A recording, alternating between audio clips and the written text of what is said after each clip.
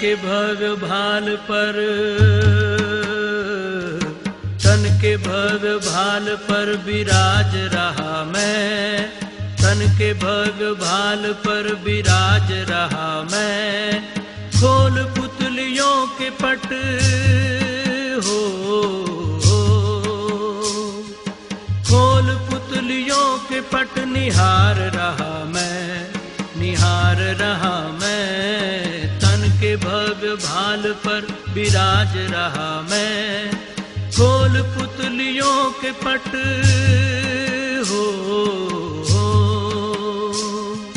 खोल पुतलियों के पट निहार रहा मैं, निहार रहा मैं। तन के भग भाल पर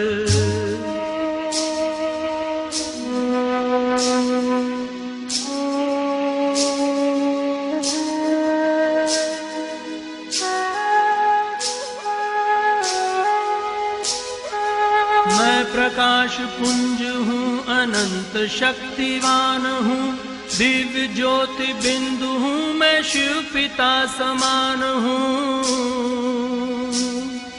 मैं प्रकाश पुंज हूँ, अनंत शक्तिवान हूँ, दिव्य ज्योति बिंदु हूँ, मैं शिव पिता समान हूँ। सृष्टि का श्रृंगार हूँ, इस जगत का सार हूँ, सृष्टि का श्रृंगार हूँ, इस जगत का सार हूँ।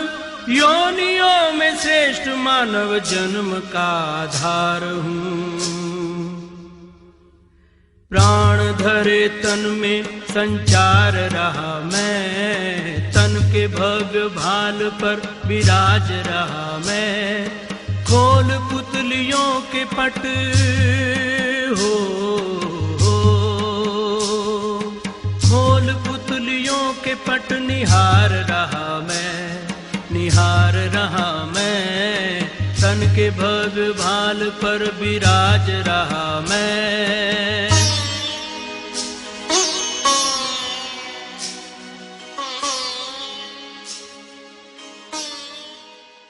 ओम शांति। साधना का 12वां दिन। वह प्रदीप जो दिख रहा है झिलमिल दूर नहीं है। थक कर बैठ गए क्यों भाई, मंजिल दूर नहीं है। अपनी हड्डी की मशाल से हृदय चीरते तम का, सारी रात चले तुम दुख झेलते कुलिश निर्मल का। एक खेय है शेष किसी विद पार, उसे कर जाओ वह देखो उस पार चमकता मंदिर प्रियतम का। आकर इतना पास फिरे वह सच्चा शूर नहीं, थक कर बैठ गए क्यों भाई, मंजिल दूर नहीं। दिशा दीप्त हो उठी प्राप्त कर, पुण्य प्रकाश तुम्हारा लिखा जा चुका अनल अक्षरों में, अग्नि के अक्षरों में लिखा है। इतिहास तुम्हारा जिस मिट्टी ने लहू पिया वह फूल खिलाएगी ही। अंबर पर धन बन छाएगा ही उच्छ्वास तुम्हारा, और अधिक ले जाच देवता इतना क्रूर नहीं। थक कर बैठ गए क्यों भाई, मंजिल इतनी दूर नहीं। हिंदी के महान कवि रामधारी सिंह दिनकर। तो थक कर नहीं बैठ जाना है, अपनी हड्डी की मशाल से क्या करना है, हृदय चीरना है तम का, अंधकार का। सारी रात चले तुम, सारी रात भर चले हो दुख झेलते कुलिश निर्मल का। एक खेय है शेष किसी विद पार कर उसे जाओ। खेय है शेष, खोदना थोड़ा बाकी है। तुम्हारे पास एक कुलिश है, एक शस्त्र है निर्मल का। उस शस्त्र से, उस हल से जैसे इस खेत को जोत डालो। किसी विद पार कर उसे जाओ, वह देखो उस पार चमकता है मंदिर प्रियतम का। बस थोड़ा ही तो बाकी है। आकर इतना पास फिरे वह सच्चा शूर नहीं। यहां तक आके वापस लौट जा रहे हो। हाँ, अब पूरा जोर लगा दो। थक कर बैठ गए क्यों भाई, दिशा दीप्त हो उठी प्राप्त कर। दिशा प्रकाशित हो उठी है, अब उन्हें प्राप्त कर। पुण्य प्रकाश तुम्हारा लिखा जा चुका है अनल अक्षरों में। तुम्हारा पुण्य प्रकाश किस में लिखा है? अग्नि के अक्षरों में। अग्नि के अक्षरों में लिखा हुआ देखना, यह बहुत अच्छा पुरुषार्थ है। आकाश में देखना है, अग्नि के अक्षरों में लिखा हुआ है, तुम विजयी हो। रुको नहीं, थोड़ा बाकी है। मंदिर प्रियतम का बस दिख रहा है, पेड़ दिखाई दे रहे हैं, लिखा जा चुका है अनल अक्षरों में इतिहास तुम्हारा। तुम्हारा इतिहास तो पहले ही लिखा जा चुका है, तुम्हें तो बस करना है। बस लिखा तो पहले ही जा चुका है। बच्चे किताबों में पढ़ रहे हैं तुम्हारा इतिहास। जिस मिट्टी ने लहू पिया वह फूल खिलाएगी ही, अंबर पर धन बन छाएगा ही उच्छ्वास तुम्हारा। और अधिक, अधिक अर्थात अधिक, और अधिक ले जाच देवता इतना क्रूर नहीं, थक कर बैठ गए क्यों भाई, मंजिल इतनी दूर नहीं। तो आज तपस्या का 12वां दिन, अव्यक्त वाणी, 3 मार्च 1984। 3 मार्च 1984। अव्यक्त महावाक्य। अपने आप से एवर रेडी हो। समय को छोड़ो, समय नहीं गिनती करो। अभी यह होना है, अभी यह होना है। वह समय जाने बाप जाने, सेवा जाने बाप जाने। स्व की सेवा से संतुष्ट हो। विश्व सेवा को किनारे रखो, स्व को देखो। क्या करो?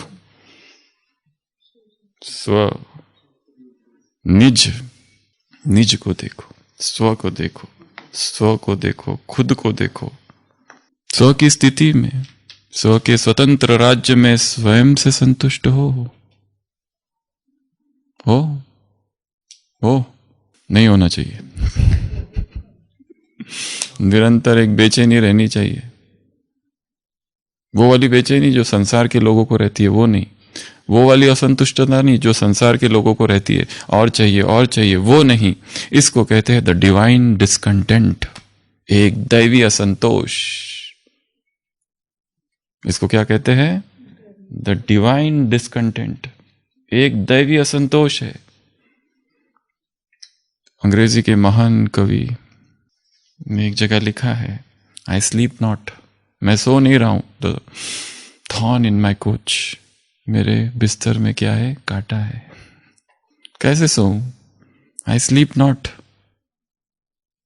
The thorn in my couch. Lord Byron नाम का कवि था, उसने लिखा, I sleep not the thorn in my couch, each day a trumpet soundeth in my ear, its echo in my heart. हर दिन जैसे एक ध्वनि कानों में गूंजती रहती है और उसकी प्रतिध्वनि मेरे हृदय में है। मैं कैसे सोऊं? बेचैनी है। कैसे सोऊं? क्योंकि कुछ करना है, जो करना है वो किया नहीं है अब तक। कुछ क्रांति लानी है स्वयं में, देश में, सब जगह। तो स्वयं से संतुष्ट हो, स्वयं के पुरुषार्थ से संतुष्ट हो, स्वयं के स्वतंत्र राज्य से संतुष्ट हो। ऊपर ऊपर से हाँ, परंतु अंदर से एक दैवी असंतोष निरंतर होना चाहिए, क्योंकि ये दैवी असंतोष ही वो फोर्स है जो आगे बढ़ाएगा कि नहीं नहीं, अभी और करना बाकी है, और अध्यात्म की तो परिभाषा ही ये है, और संसार के लोग भी और करते रहते हैं, पर वो दुख के कारण करते रहते हैं। संसार के लोग भी दुखी है। जैसे संसार में भक्ति में भगत भी बहुत दुखी रहता है, सबसे ज्यादा दुखी भगत रहता है, पर उसका जो दुख है वो संसार के दुखों जैसा नहीं है। मीरा सबसे ज्यादा दुखी है, पर उसका जो दुख है वो अलग प्रकार का दुख है। वो भी रो रही है, पर उसके आंसू और संसार के लोगों के आंसुओं की कोई तुलना नहीं है, क्योंकि उसके आंसू तो प्रभु मिलन के आंसू है। वो उसको पुकार रही है जो मिला नहीं है। इसीलिए यहां पर भी क्या रहना चाहिए अंदर? डिवाइन डिस्कंटेंट, कि ये नहीं, और अच्छा होना चाहिए, और अच्छा होना चाहिए, और अच्छा होना चाहिए। स्व की स्थिति में, स्व के स्वतंत्र राज्य में स्वयं से संतुष्ट हो, स्व की राजधानी ठीक चला सकते हो। यह सभी कर्मचारी, मंत्री, महामंत्री सभी आपके अधिकार में है। कहा अधीनता तो नहीं? कभी आपके ही मंत्री, महामंत्री धोखा तो नहीं देते? किसी पर भी ज्यादा विश्वास नहीं करना। महाठग है एक बहुत धोखेबाज है। कहीं अंदर ही अंदर गुप्त अपने ही कर्मचारी माया के साथी तो नहीं बन जाते? इधर की बातें उधर, और हम हार गए। बड़े बड़े राज्य जो गिरे, किसके वजह से गिरे? भारत में प्रवेशता कैसी होगी अंग्रेजों की? सिकंदर भारत में कैसे आ पहुंचा था? क्यों आ पहुंचा था? हाँ भी मिल गया था उसके साथ। प्लासी का युद्ध हम क्यों हारे थे? क्यों हारे थे? निजामुद्दीन सिराजुद्दौला क्यों हारे थे? मीर जाफर, टीपू सुल्तान क्यों हार गया था? साथ ही उसका दगाबाज निकला। जो भी भारत में ऐसे ऐसे जो लोग आए हैं, मोहम्मद गजनवी क्यों जीत गया था? ये सारे लोग हमारे ही अंदर से किसी न किसी ने दगा दिया था, इसीलिए सभी। तो यहां पर भी ऐसा ही है। हमारा स्वतंत्र राज्य है। इस राज्य का अगर कोई मंत्री, कोई महामंत्री, कोई कर्मचारी यदि धोखा दे दे तो गए। स्व के राज्य में आप राजाओं की रूलिंग पावर, कंट्रोलिंग पावर यथार्थ रूप से कार्य कर रही है। ऐसा तो नहीं कि ऑर्डर करो, शुभ संकल्प में चलना है और चले व्यर्थ। कल हमने देखा था, एक शब्द ले लेना, उसकी गहराई में जाना, एक वाक्य ले लेना, उसकी गहराई में जाना, एक शब्द ले लेना, एक वाक्य, उसके भाव को समझना, उसके गुणार्थ को समझना, अपनी कमजोरी उठा लेना और उस पर बैठकर बस उस एक कमजोरी पर चिंतन करना। तो कल एक काम दिया था भोजन वाला, कौन सा था वो? एक हफ्ते में कुछ भी जो तेल में डुबोया गया है।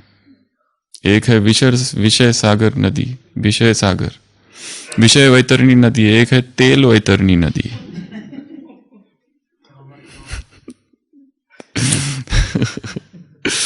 एक है शोक वाटिका एक है अशोक वाटिका, और ब्राह्मण है छोक वाटिका में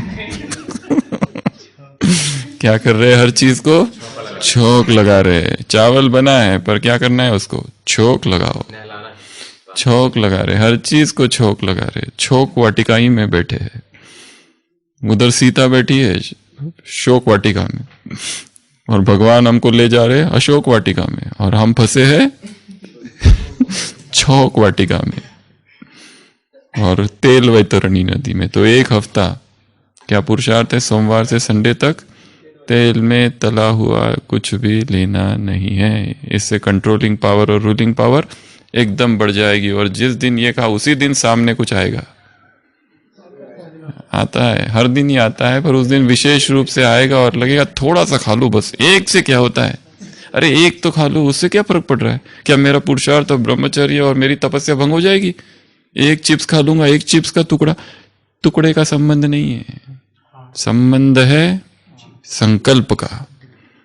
खाने पीने से तो कोई लेना देना ही नहीं है, उससे कुछ नहीं होने वाला है। हाँ भी लो तो क्या स्वास्थ्य थोड़ी ना बिगड़ने वाला, इतना सा खाए तो कुछ नहीं होगा। बात भोजन की है ही नहीं, भोजन की वस्तुओं की बात ही नहीं है। यहाँ काम जो कर रहे हैं वो अवचेतन मन पर काम किया जा रहा है, आदतों पर काम किया जा रहा है, आदतों पर कुठाराघात हो रहा है। बाकी किसी स्थूल वस्तु से हमें क्या लेना देना? उससे क्या होने वाला है? कुछ नहीं होने वाला है उससे। ऐसे तो कई लोग हैं वो कहते हैं मैंने कभी चिप्स खाए नहीं तो वो महान योगी बन गया। नहीं, उसका संबंध ही नहीं है। संबंध किसी और चीज का है। तो पहला पुरुषार्थ कल का ये था। और दोपहर का पुरुषार्थ क्या था कल का? केवल दोपहर का अनाज नहीं तो क्या खाया सबने? बताएंगे अपना अपना। फ्रूट्स खाए, और क्या खाए? सलाद खाए, और क्या खाए? गाजर खाया, और क्या खाया? सब्जी खाई, आलू, वाह, और क्या खाया? फ्रूट खाया ना, बस। तो ये जो जीत है ये हमारी आंतरिक जीत है। इसका कोई दिखावा नहीं है, इसका कोई किसी को बताने की आवश्यकता नहीं। हम ये खा रहे वो खा रहे, खाने से क्या संबंध? यहां सारा खेल चल रहा है इधर रूलिंग पावर कंट्रोलिंग पावर पर। ऑर्डर करो सहनशीलता के गुण को और आवे हलचल का अवगुण। सभी शक्तियां, सभी गुण हे स्वराजे आपके ऑर्डर में है। भगवान देखो कैसे पूछ रहा है, आपके ऑर्डर में है। क्या कह रहा है? हे स्वराजे। कितना अच्छा नाम है, हे स्वराजे। राजे बेटा, राजा बेटा यही तो आपके राज्य के साथी है, तो सभी ऑर्डर में है। जैसे राजा लोग ऑर्डर करते हैं और सभी सेकंड में जो हुजूर कर सलाम करते हैं, ऐसे कंट्रोलिंग रूलिंग पावर है। हम कहे हाथ को तो हाथ कहे सलाम करे हमको, हाथ पैर। तो आज ऐसी हम 10 चीजें देखेंगे जिनको हमको वश में करना है। जंगली हो गए, जंगली को क्या करना है, उसको अपने वश में कर देना है, पालतू बनाना है उसको। एक जंगली हाथी कितना नुकसान कर देता है, कितनों को मार देगा। अगर वही हाथी पालतू बन जाए तो कितना काम करेगा, आधे काम तो वही कर देगा सारे। इसमें रेडी हो, स्व की कमजोरी, स्व का बंधन धोखा तो नहीं देगा।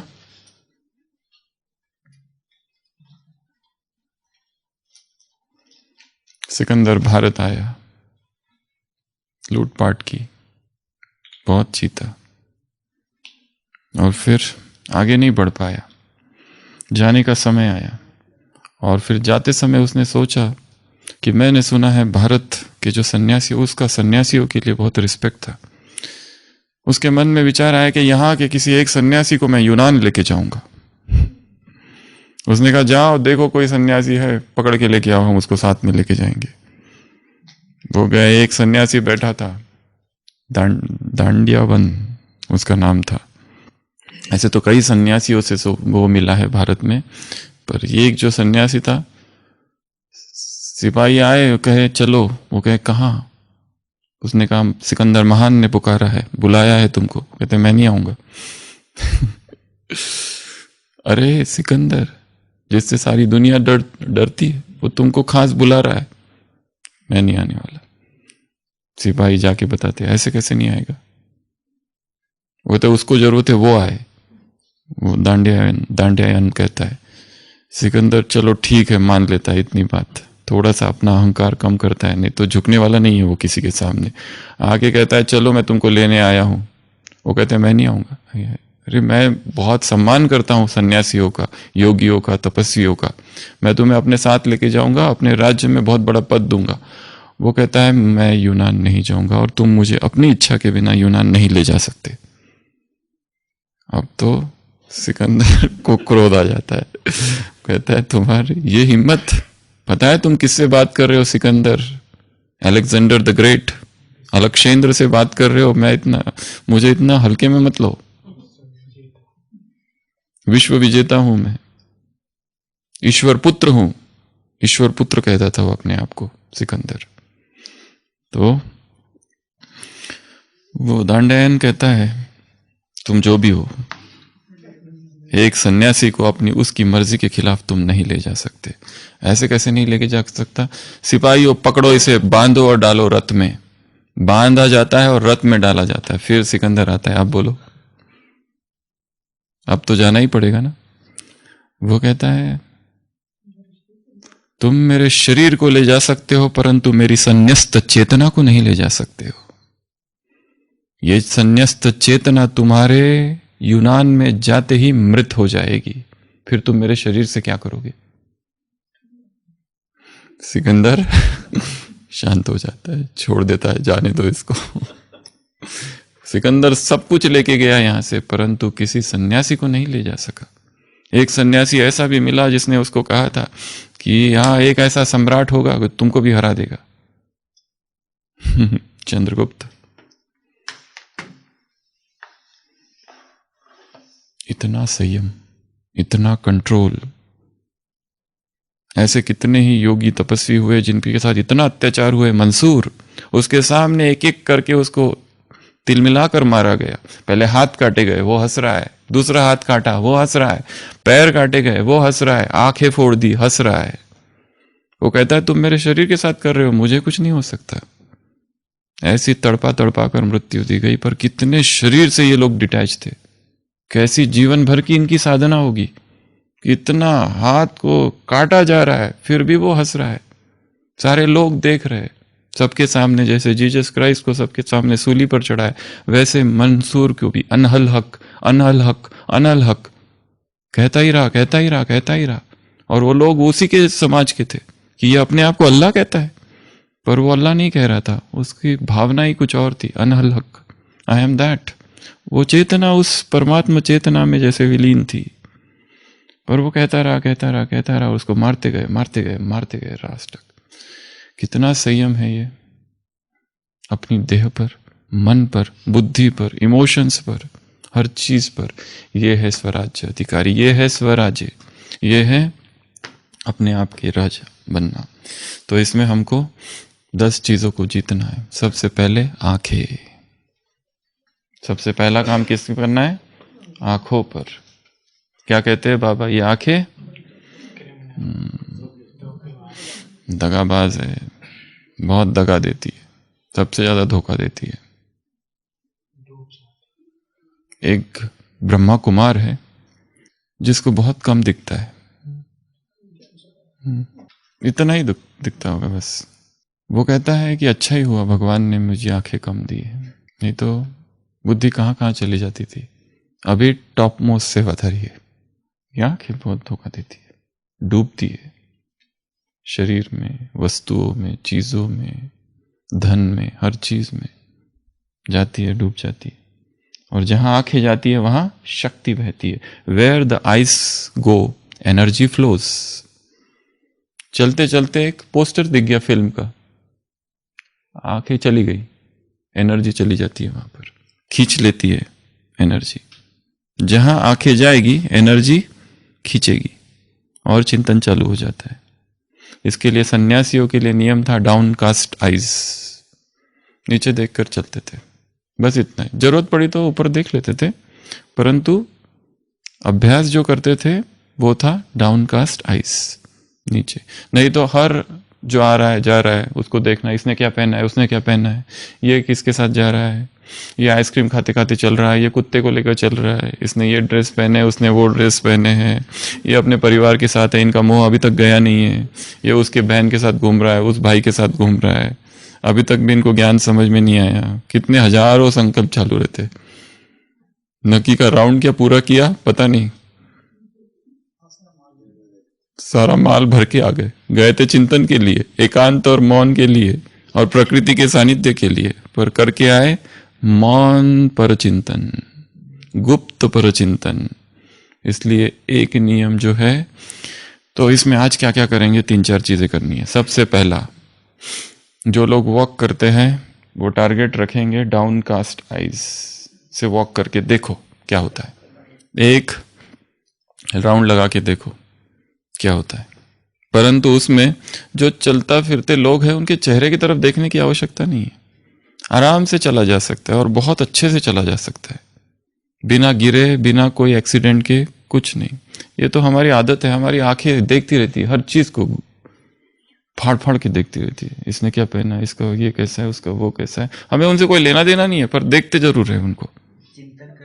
चिंतन भी नहीं करते, ऐसा कि नहीं उनके लिए कोई आकर्षण है, कुछ नहीं है, देख रहे हैं बस। हाँ, तो नहीं होगा फिर, पर वैसा कम होता है। पर वो तो कोई एक संकल्प लेके निकलना पड़ेगा तो होगा फिर। जैसे उस दिन संडे की मुरली में था मैं कौन, यहां से प्रश्न ले लो और अब चालू करो नक्की का राउंड, 2 राउंड, तो फिर ढेर सारे सामान आएंगे। पर कोई भी संकल्प लेके नहीं निकले, ऐसे ही निकल गए, तो फिर कहीं नहीं पहुंचेंगे। तो सबसे पहला पुरुषार्थ आज का, जब भी वॉक करने जाएंगे तो आंखें नीचे, डाउनकास्ट, जितना हो सके एटलीस्ट 80% आंखें नीचे हो। जो आ रहा है, कौन आ रहा है, कौन जा रहा है, कई बार कुछ अर्थ नहीं होता है उसको, क्या करना है, किसी को आने दो, किसी को जाने दो, क्या करना है। दूसरा, बाबा से दृष्टि लेनी है और उसमें से 7 चीजें, जैसे कि ज्ञान, पवित्रता, सुख, शांति, प्रेम, आनंद और शक्तियां, कई बार दिन में ये 7 चीजें बाबा से लेनी है। तीसरा काम आंखों से 8 शक्तियां बाबा की आंखों से लेनी है। आंखों में आंखें डालना है और 8 पावर्स लेनी है। और सबसे महत्वपूर्ण चौथा पुरुषार्थ आंखों का 21 बार आज टोटल किसी को आत्मा देखना है, पूरा होश के साथ, कि ये आत्मा है, ये क्या है, आत्मा है, और इसको मैं शक्तियां दे रहा हूं या कोई गुण दे रहा हूं या प्यूरिटी दे रहा हूं, बस कुछ भी एक चीज दे दो या एक संकल्प, इसका कल्याण हो जाए। हाँ, और उसको पता भी नहीं चलेगा, उसको पता भी ना चलना पाए। वो चल रहा है, देख रहा है, हम बैठे हैं और देख रहे हैं, ये आत्मा है।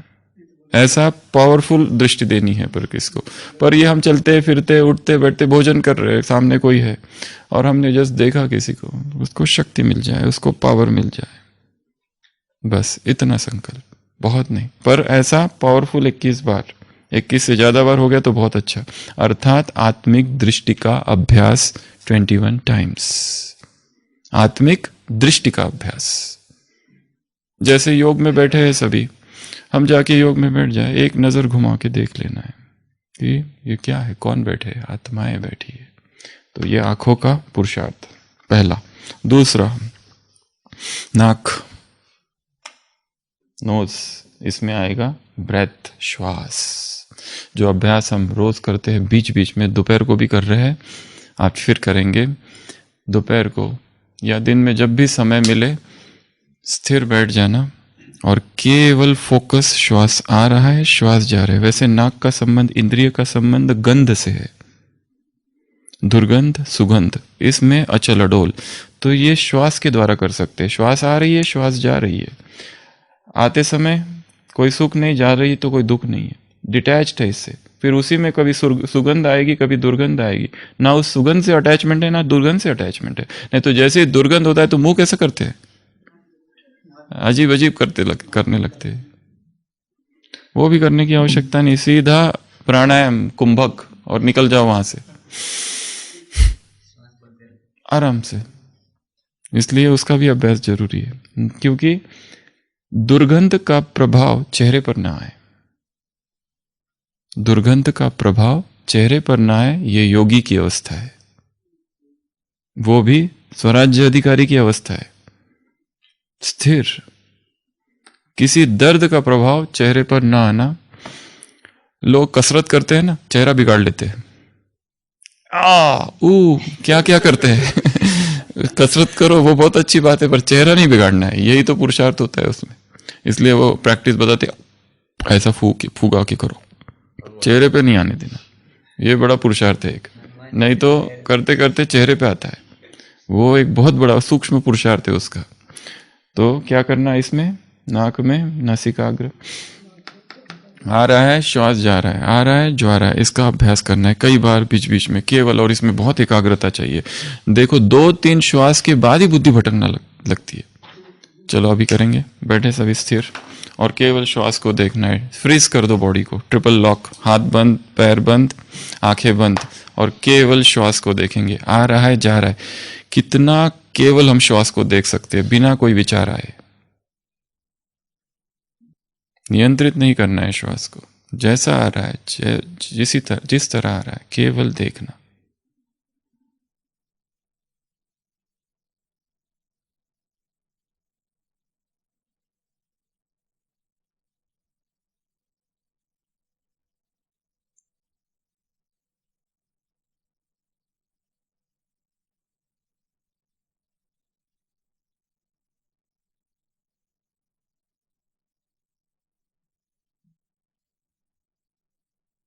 आ रहा है जा रहा है, शुद्ध श्वास।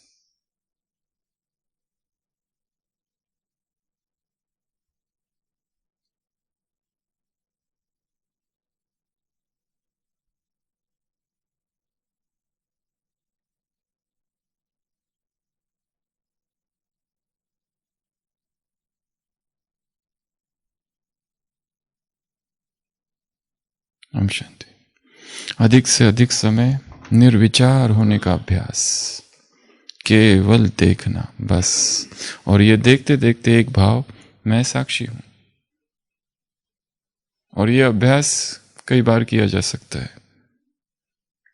जहां सुगंध दुर्गंध कोई भी अवस्थाएं हो, उसमें साक्षी को पुष्ट करना है, शक्तिशाली बनाना है अपने साक्षी भाव को।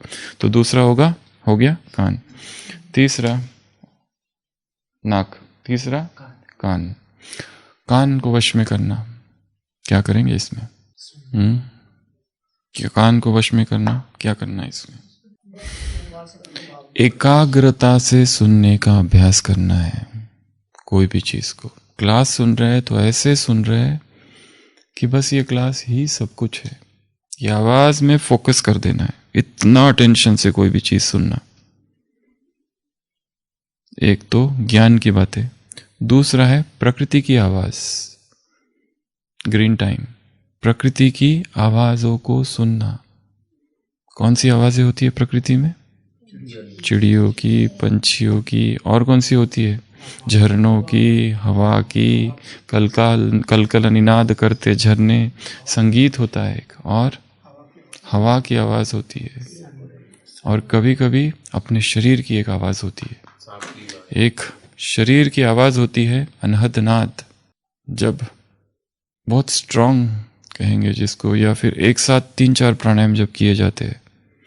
भस्त्रिका करो, भस्त्रिका के बाद अनुलोम विलोम, नाड़ी शोधन, ये 3-4 प्राणायाम एक साथ करने के बाद उच्चारण, ओम का उच्चारण 3 बार, ये सब करने के बाद में बैठ जाओ। और फिर देखो गुंजन होता है, भ्रमरी प्राणायाम, ये सारे जो है ना, ये 3-4 प्राणायाम 15-20 मिनट प्राणायाम करने के बाद जब व्यक्ति बैठता है तो उसको अपने ही अंदर एक आवाज सुनाई देती है, एक अनहद नाद, एक गुंजन, शरीर में जैसे कुछ हो रहा है, झंझनाहट होती है, वो भी एक आवाज है। तो जब भी प्राणायाम करेंगे तो आवाज सुननी है, और वो करना है हर दिन। श्वास के साथ 3 काम करने हैं। एक तो श्वास को देखना, दूसरा स्क्वायर ब्रीदिंग, बॉक्स ब्रीदिंग, लेना, रोकना, छोड़ना, रोकना, ये दूसरा, और तीसरा है प्राणायाम। ये 3 चीजें रोज होनी चाहिए। प्राणायाम से स्वास्थ्य ठीक होगा, बॉक्स ब्रीदिंग से भूख कम होगी, और श्वास को देखने से साक्षी भाव पुष्ट होगा। ये 3 काम है श्वास की खाली। केवल श्वास को देखना, आ रहा है जा रहा है, साक्षी स्थिति में स्थित होते जाएंगे। श्वास को जिसने देख लिया वो सुख दुख जीवन में जा रहे उनको भी साक्षी होकर देखेगा। एक जगह जो अभ्यास हो गया वो अभ्यास दूसरी जगह पर अप्लाई करना चालू करेगा।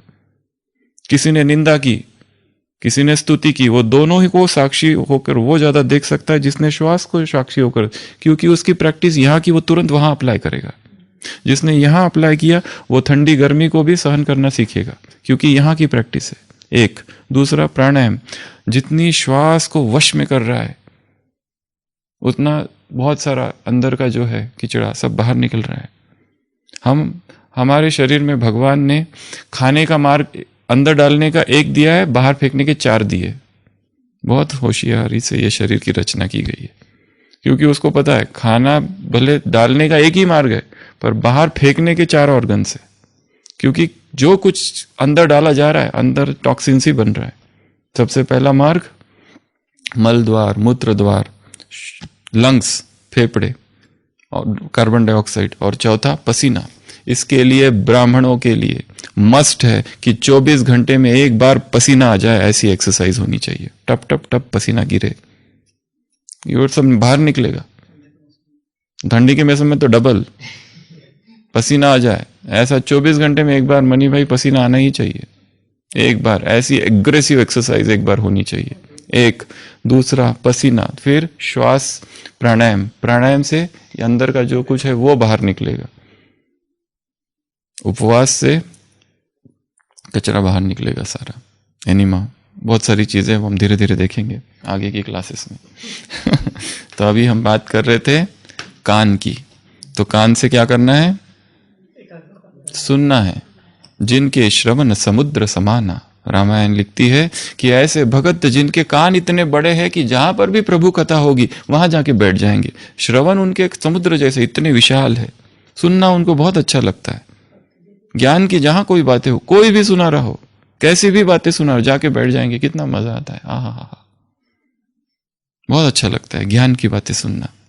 एक तो ज्ञान की बातें सुननी है, क्लासेस सुनते, 1 क्लास सुननी है हर दिन। जो भी दादियों की क्लासेस है उसमें से 1 क्लास कंपलसरी सुननी ही सुननी है। यज्ञ के इतिहास की क्लासेस, यज्ञ का इतिहास भूल ना जाए, क्योंकि भूल गया है सबको, याद ही नहीं है दादियों के अनुभव, क्योंकि अभी उसकी कोई चर्चा नहीं है, अभी कोई और प्रकार की चर्चा है। इसके लिए कंपलसरी 1 दादी का अनुभव सुनना ही सुनना है। 1 क्लास दादियों की आवाज इस कानों में पढ़नी चाहिए। हम बाकियों की क्लासेस नहीं कह रहे, खाली दादियों की कह रहे। क्योंकि हम खुद दादियों के अलावा और कुछ भी नहीं सुनते। यज्ञ के इतिहास की जो क्लासेस है, यज्ञ के इतिहास की क्लासेस, क्या क्या हुआ था तब, वो जीना है, वो उस कालखंड में अपने आप को ले जाना है। टाइम ट्रैवल अंग्रेजी में कहते हैं, टाइम ट्रैवल, पीछे चले जाना। वो क्लास सुनना, प्रकाश मणि दादी की क्लासेस सुनो, गुलजार दादी की क्लासेस सुने, जानकी दादी की क्लासेस, और ढेर सारी जो दादी है, उसमें बड़ा मजा आता है। उस आवाज में प्यूरिटी है, उस आवाज में खींच है, उस आवाज तुमको इस जगत से उठाकर उस जगत में ले जाएगा जिस जगत में वो दादियां जीती थी। वो अंतर आकाश का, हमें अंतर आकाश का, वो जो स्पेस में जाता है उसको क्या कहते हैं? एस्ट्रोनॉट को इंग्लिश हिंदी में क्या कहते हैं? अंतरिक्ष जगत की यात्रा करने वाला अंतरिक्ष यानी अंतरिक्ष का यात्री, अंतर आकाश के अंतरिक्ष का यात्री बनना है, वो वहां से होगा। तो कानों से क्या क्या करना है? सुनना है। एक तो अपने अंदर की आवाज, अनहद नाद, जो प्राणायाम के बाद जागता है, उसकी हम चर्चा कर रहे थे। ओमकार के बाद जो जागता है, ओमकार करो और फिर रुक जाओ, फिर देखो कैसा गुंजन होता है।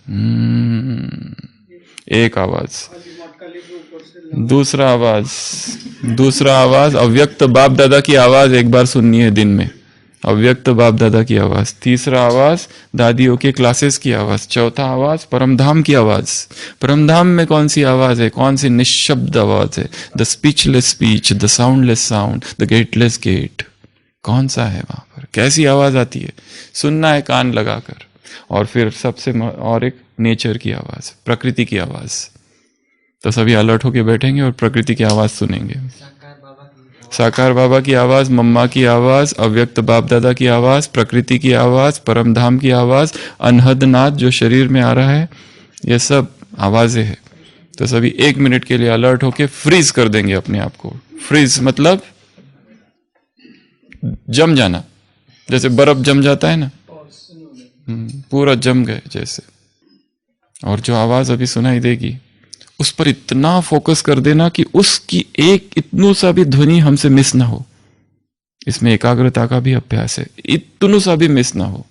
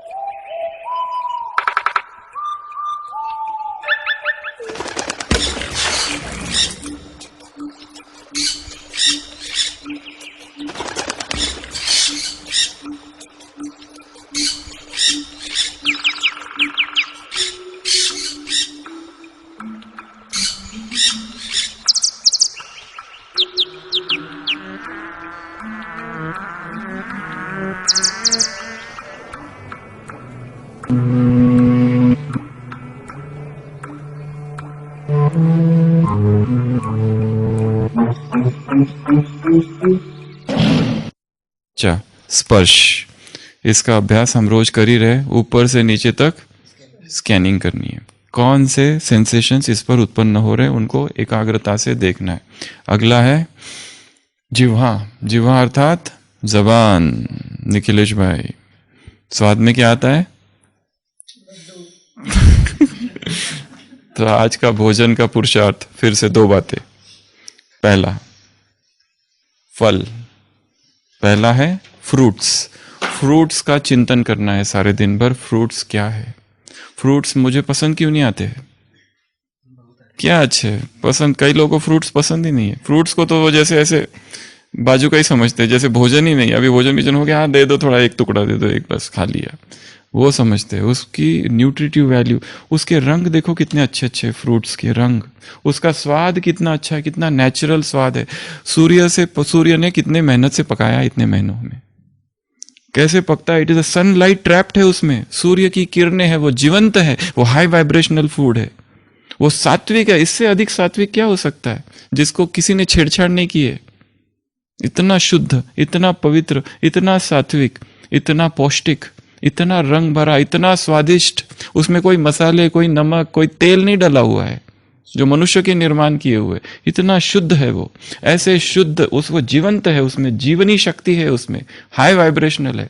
उस फलों का चिंतन करना है और खाना भी है दिन भर में, पर महत्वपूर्ण है चिंतन, महत्वपूर्ण है चिंतन, फायदे ढूंढने हैं, इससे क्या होता है, उससे क्या होता है। ये भी इतना महत्वपूर्ण नहीं है ये, क्योंकि हमको क्या पता उसमें क्या न्यूट्रिशन है। ये तो मनुष्य के अपने कैलकुलेशन से, वो शायद शरीर में जाके और कुछ नए न्यूट्रिशन बना रहा है। हम कहते हैं सूर्य की किरणें से विटामिन डी मिलता है, क्यों विटामिन बी नहीं मिल सकता? हमको पता नहीं, हमारा विज्ञान कोई संपूर्ण नहीं है। भगवान तो घमंड कहता है वैज्ञानिकों को ये तो जब उनका पूरा ज्ञान मिल जाएगा उनको, तब उनको ढेर सारी और चीजें पता चलेगी, अरे इसमें ये भी है, हम तो सोचते थे यही है, अभी यही है। वैसे भी आम में क्या है, फल एप्पल में क्या है, किसको सही में वास्तव में पता कर सकता है कोई ना? उसमें तो हो सकता है संपूर्ण पोषक तत्व, केवल एप्पल पर पूरा जीवन बीत जाए, इतना सब कुछ है उसमें। तो फलों का क्या करना है आज सारे दिन भर में? चिंतन। एक दान भी करो, दान बाकी चीजों का करो, वो तेल वाली ये रख दो अपने पास व्यक्ति दान फलों का करता है, और जो दूसरी जो चीजें है ना वो जमा करके रखता है तेल वाली। तो आज के पुरुषार्थ में सबसे पहला काम क्या करना है?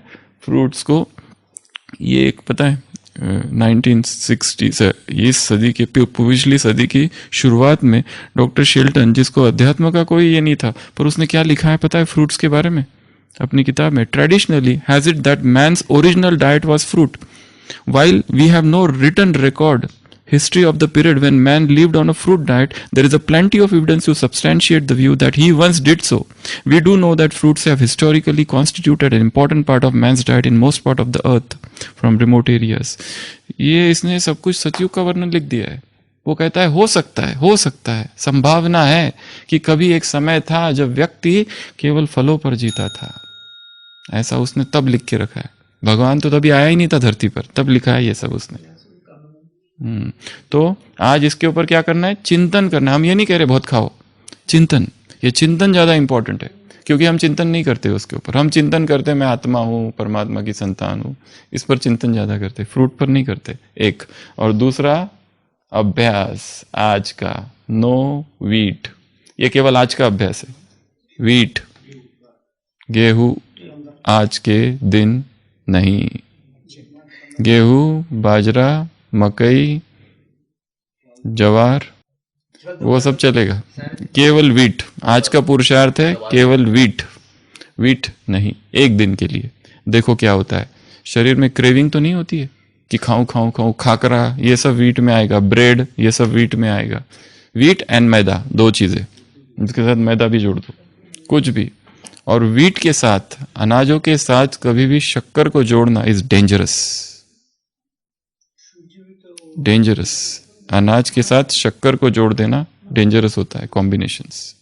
इसके लिए आज का पुरुषार्थ ये भोजन का। तो ये हो गया जिह्वा। आगे आ जाओ स्वराज्य अधिकारी पर। मुख में क्या? मुख में मुलहरा मुख में क्या? हमें मुख में तीन चीजें हैं बोलने वाली, बोलने की चीज। पहली चीज, गॉसिप्स नहीं फैलाना, किसी के साथ क्या हो रहा है, किसने क्या किया। दूसरे, किसी को बोलते हुए इंटरप्ट नहीं करना, कोई बोल रहा है उसको उसकी बात पूरी करने दो, उसके बाद बोलेंगे। ये है डू नॉट इंटरप्ट एनीबडी। और तीसरा, बोलने में क्या, कम से कम बोलना का पुरुषार्थ करेंगे तो कभी नहीं होगा। पुरुषार्थ करना है ज्यादा सुनने का, उसका साइड इफेक्ट आएगा कम बोलना। पुरुषार्थ क्या करना है? मुझे आज सारे दिन भर क्या करना है? सुनना है, क्योंकि आत्माओं को इतना कुछ सुनाना है, हर एक की अपनी अपनी लंबी कहानियां हैं, वो चाहते हैं कि सब सुने, तो हम सुन ले, ठीक है। तो सुनने का पुरुषार्थ करना है। हम ये संकल्प करें मुझे कम बोलना है, ये नहीं होता है। सुनने से दूसरा खुश भी होता है, और दूसरा खुश भी होता है, उसको लगता है ये कोई है, कोई मेरा भी अपना है। नहीं आएगा, नहीं आएगा। मजा आता है। तो ये हो गया सुनना। तो ये कितने हो गए? 7 6 हो गए। क्या बचा है फिर? नहीं, इंद्रियों में क्या बचा है? नहीं, ये तो हो गई। कान हो गया, तो कितने हुए? 6 हुए। उसके बाद में हाथ और पैर, ये 2 है। इनका अभ्यास आज हम दोपहर में करेंगे, शिगोंग एंड थाई ची। शिगोंग एंड थाई ची, इससे क्या करते हैं हम? इस हाथों को अपने वश में लाते हैं। हाथों से क्या करना है? ऊर्जा लेना है प्रकृति से। कैसे कैसे अभ्यास किए जाते हैं उसमें हम देख रहे हैं ना। वो एनर्जी डांस है। वो ऐसे खड़े हैं तो एनर्जी डांस, ऐसे जा रहे हैं एनर्जी डांस। हाथ दुखते हैं उसमें, परंतु ऊर्जा आती है उसमें। तो हाथों को वश में करना। दूसरा है पैरों को वश में करना। हम तो ऐसा बैठते, पर आइडियली वो ऐसे होते, आइडियली ऐसे होते हैं, उससे भी ऊपर। वो तो उसमें ज्यादा तनाव आता है। ये हम तो प्रारंभिक अवस्थाओं में है। तो रूप, रस, स्पर्श, शब्द, गंध, ये 4, ये 5। मुख, फिर उसके बाद में हाथ और पैर। इतना ले लेते आज, ठीक है। 9 हो गए शायद। तो ये आज का पुरुषार्थ है क्या बनने का? स्व के राजा, हे स्वराजे। ये इंद्रिया है, ये हमारे वश में हो। फिर मन, बुद्धि, संस्कार इनके पीछे पीछे आ जाएगा।